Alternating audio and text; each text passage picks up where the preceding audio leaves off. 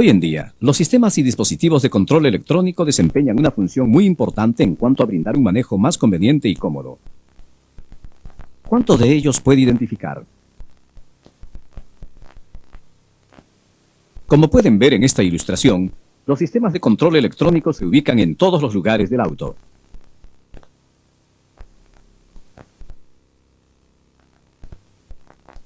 Estas son las piezas electrónicas que se utilizan en un solo auto. Hay una gran variedad, ¿no? Como saben, estas piezas electrónicas no funcionan independientemente, sino que funcionan juntas como parte del sistema total. Este es un diagrama de flujo del sistema de control electrónico de un automóvil. Como pueden ver, este sistema consta de varios sensores, de una computadora y varios actuadores, así como de arneses de cables que los conectan a todos juntos. Estos son los sensores. Los sensores perciben datos o información respecto del estado del auto, transforman dichos datos en señales eléctricas y estas señales van a la computadora. Pueden compararse con los ojos y oídos de un ser humano. Aquí, por ejemplo, vemos un sensor de temperatura del agua, el cual se utiliza para determinar la temperatura del refrigerante del motor. Esta es una computadora. Es bastante pequeña, ¿no? La computadora es el cerebro del sistema, ya que decide cómo controlar a los actuadores en base a los datos de los sensores. Aquí, por ejemplo, vemos una computadora que se utiliza para controlar el funcionamiento del motor. Estos son los actuadores. Vienen a ser los brazos y piernas de la computadora, ya que ponen en funcionamiento las diferentes piezas mecánicas del sistema de acuerdo a las instrucciones de la computadora.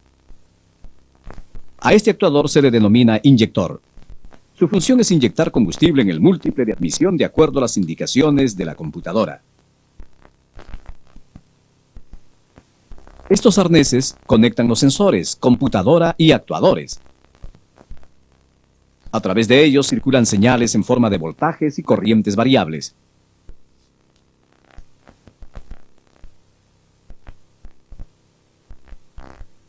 Ahora veamos cómo es una señal.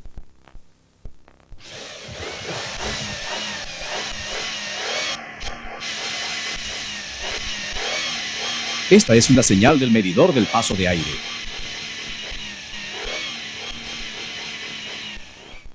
Las señales que envía este sensor son señales analógicas, lo que significa que son continuamente variables. En otras palabras, las magnitudes eléctricas que representan pueden cambiar ligeramente entre un valor y otro, como esta señal aquí.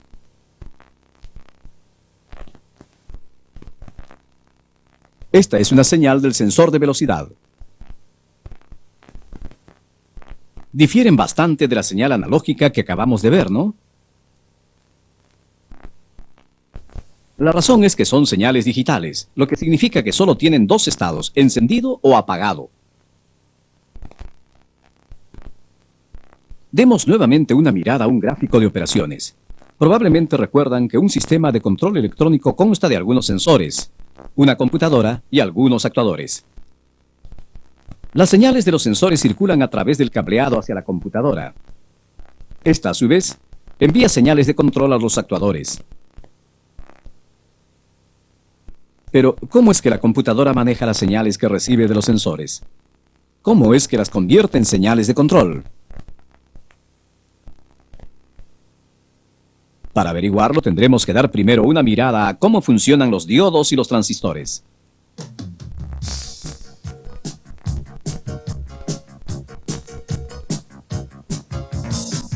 Como posiblemente saben, los diodos son componentes electrónicos que conducen electricidad en una sola dirección.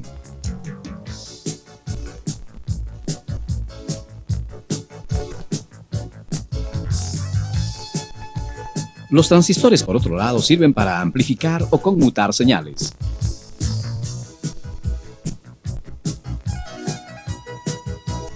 Un circuito que está hecho de componentes electrónicos como transistores y diodos no es como un circuito electrónico. Esta radio para auto, por ejemplo, está compuesta de muchos, pero muchos circuitos que contienen componentes electrónicos, tales como estos. Ahora veamos otro componente electrónico de gran importancia, el EC o circuito integrado. Aunque un EC es varias veces más pequeño que el circuito electrónico que acabamos de ver, funciona exactamente de la misma manera. El secreto del EC es el siguiente. Un EC consta de varios miles de circuitos compuestos de diodos, transistores y otros componentes, todos ellos comprimidos en una tarjeta de circuitos impresos o en un chip de silicio de tan solo unos cuantos milímetros cuadrados. Aquí pueden ver un EC construido en un chip de silicio. Los circuitos integrados son muy confiables y no sufren averías debido a que no tienen uniones soldadas y no utilizan cables. Debido a que son tan compactos, versátiles y confiables, los circuitos integrados se utilizan en toda clase de dispositivos electrónicos. Sin ellos, esta computadora, por ejemplo, no sería posible.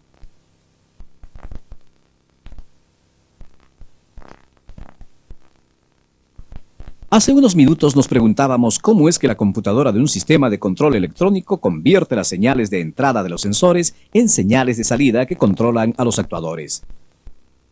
En otras palabras, ¿cómo piensa una computadora? Para averiguarlo, demos una mirada a este circuito. ¿Cómo se relaciona la salida con la entrada? Bueno, como en cualquier circuito, si no hay entrada, por supuesto, no hay salida. En este circuito en particular, cuando se aplica voltaje solo a la entrada A, no hay salida. Obtenemos el mismo resultado, o más bien falta de resultado, si se aplica voltaje solo a la entrada B. Pero, ¿qué sucede si aplicamos voltaje tanto a A como a B? Bueno, ¿qué les parece? Obtenemos salida.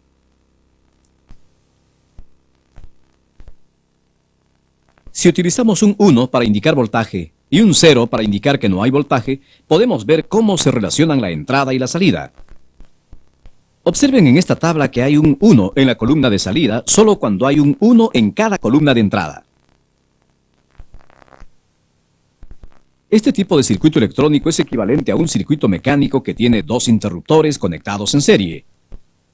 Nuevamente solo habrá salida, es decir, una luz encendida, cuando haya dos entradas suministradas por los dos interruptores cerrados.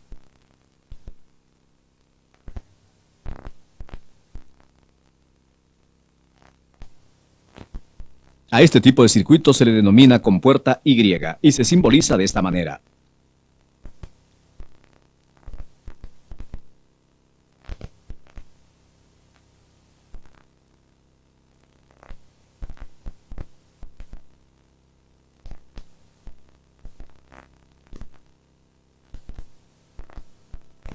A los circuitos como esta compuerta Y que responden a señales digitales se les denomina circuitos lógicos. Además de las compuertas Y, existen varios tipos de circuitos lógicos, como la compuerta O y la compuerta No. La compuerta O emite voltaje en la salida C, cuando la entrada A o la entrada B o ambas aplican voltaje.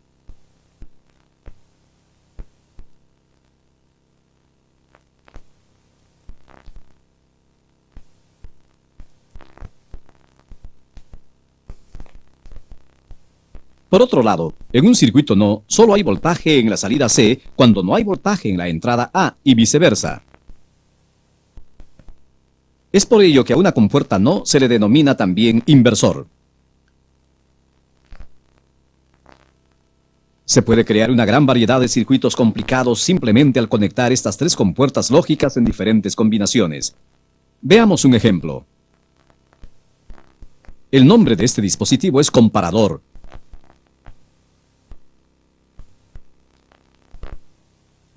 Y puede ser representado simbólicamente de esta manera. ¿Qué es lo que hace este dispositivo? Bueno, cuando hay entrada solo en A, no hay salida en C.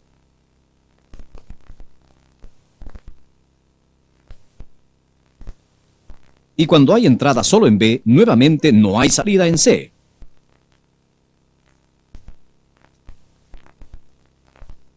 Por otro lado, si no hay entrada ni en A ni en B, entonces hay salida en C. Y cuando hay entrada tanto en A como en B, entonces nuevamente hay salida en C. Así podemos ver que un comparador tiene salida solo cuando las dos entradas son iguales.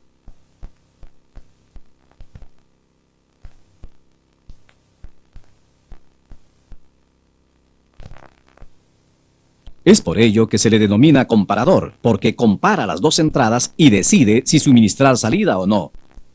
Bastante lista, ¿no? ¿Pero se le puede llamar computadora? Sí, no puede hacer mucho, pero es una computadora simple. Esta es una computadora EFI. Se compone de miles de circuitos lógicos como este. Hablemos un poco sobre computadoras. Esta computadora está diseñada para controlar estos inyectores. A la computadora ingresan señales provenientes de los sensores. La computadora hace sus cálculos en base a estas señales y envía otras señales a los inyectores para controlar la cantidad de combustible inyectado.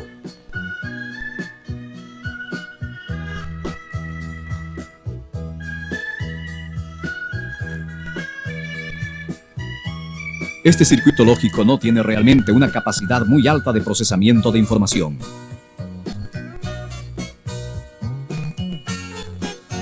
Pero esta computadora EFI realiza cálculos más rápidos y precisos que le dan una mayor capacidad de procesamiento que la computadora de circuito lógico.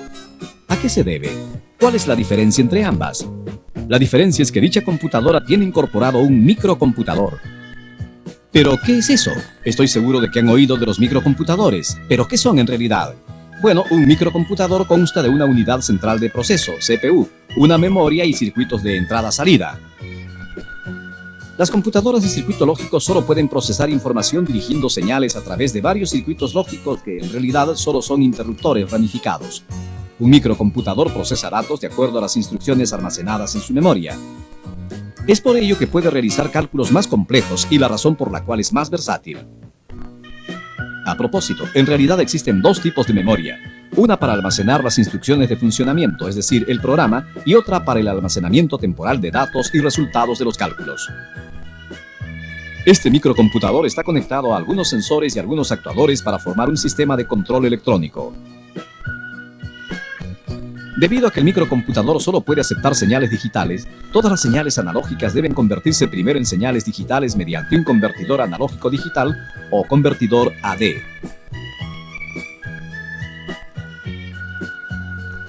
Ahora revisemos las funciones de un microcomputador utilizado en un sistema de control electrónico. Primero, recibir datos de los sensores y almacenarlos en la memoria. Segundo, procesar y realizar cálculos con relación a dichos datos según el programa almacenado en su memoria. Tercero, transmitir los resultados de este proceso a los actuadores.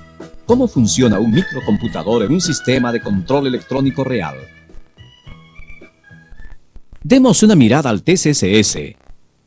El TCCS, o Sistema Controlado por Computadora de Toyota, es un sistema de control electrónico representativo. El cerebro de este sistema, como es de esperarse, es un microcomputador. Veamos ahora cómo funciona el TCCS.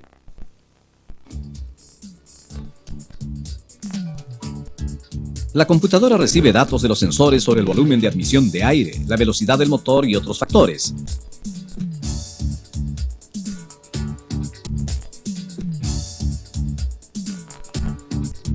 Luego la computadora utiliza los datos y programas previamente almacenados para calcular la duración más adecuada de la inyección y el ángulo de avance del encendido.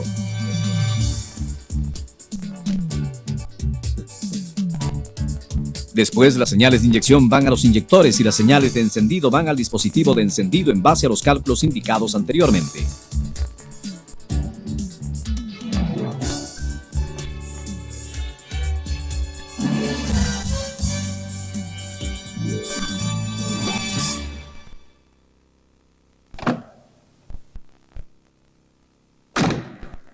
Como pueden ver, la computadora desempeña la función más importante en el TSS. Es el gran jefe. Pero, ¿qué sucede si las señales de entrada no son correctas o si por alguna razón no llegan a la computadora?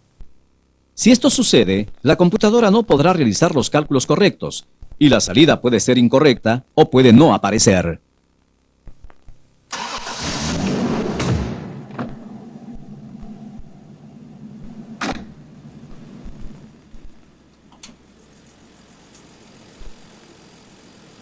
¿Ven este arnés de cables? Su función es transmitir las señales de las RPM del motor, desde el distribuidor al terminal de entrada de la computadora. Saquemos este conector y veamos qué sucede.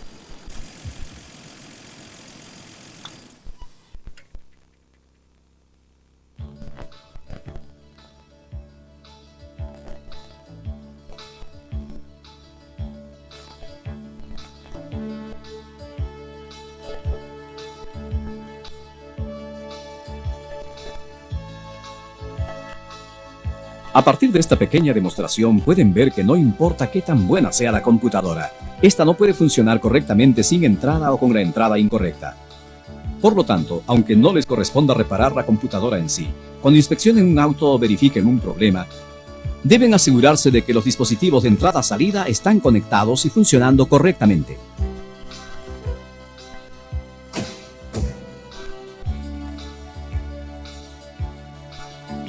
Bueno, así concluye nuestro estudio de los sistemas automotrices de control electrónico. Tal como he tratado de demostrarles, los sistemas y dispositivos electrónicos desempeñan una función muy importante en asegurar el funcionamiento suave y sin desperfectos de los automóviles modernos. Por ello, es tan importante que tengan un conocimiento básico de los dispositivos electrónicos si desean ser capaces de reparar y brindar servicio a los automóviles actuales.